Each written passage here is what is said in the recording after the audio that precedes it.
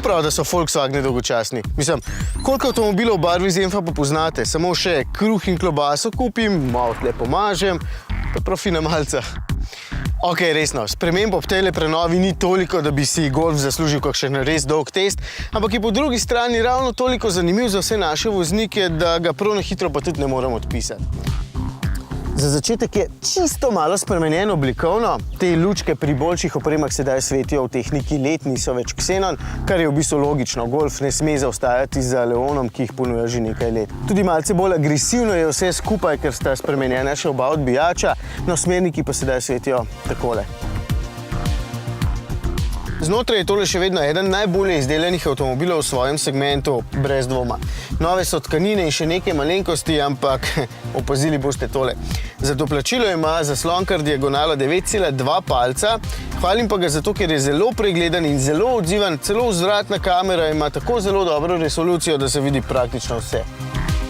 Eno pripombo imam vseeno in sicer manjka vrtljiv gumb za nastavljanje glasnosti, kakršni so na srečo še vedno tile za klimatsko napravo. Tole je zoprno za uporabo in čeprav imam eno stikalo tudi tukajle, Golf pa po novem prepoznava tudi kretnje, mi vrtljiv gumb še vedno vseeno manjka. No, da bo všeč tudi mlajšim, je poleg te barve lahko založen s sistemi kot je Android Auto, ki pri nas sicer ne dela. Ob trku se samodejno poveže s klicnim centrom, ima pa tudi aplikacijo MirrorLink, kjer potem svoje najpomembnejše funkcije telefona lahko spremljate kar tule gor. In tudi aplikacija CarNet mi je všeč, se takole povežeš in potem spremljaš vse tole, preverjaš podatke o svojem avtomobilu, kar uporabno.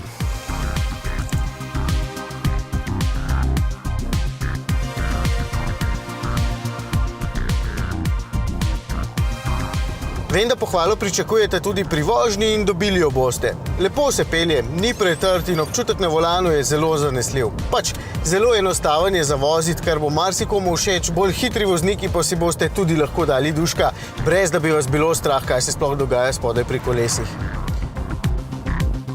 Ni pa mi všeč motor. Takšen 1,6 litrski TDI je po zmogljivostih sicer čisto ok, po novem ponuja 85 kW moči, kar pomeni, da ravno podhranjen ni, je pa precej glasen in s 5 prestavami že res težko sopiha v konkurenci novejših motorjev, ki jih ponuja konkurenca. Imajo pri Volkswagenu tudi zelo dobre turbobencinarje, zato priporočam, da poškilite v tisto smer.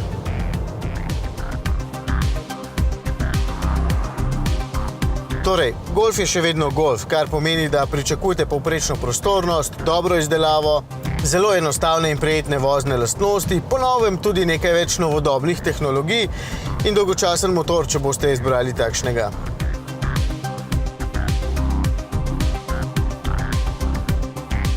Pričakujte pa tudi precej zajetno ceno. Tale ima samo nekaj dodatkov, pa stane več kot 26 jurjev.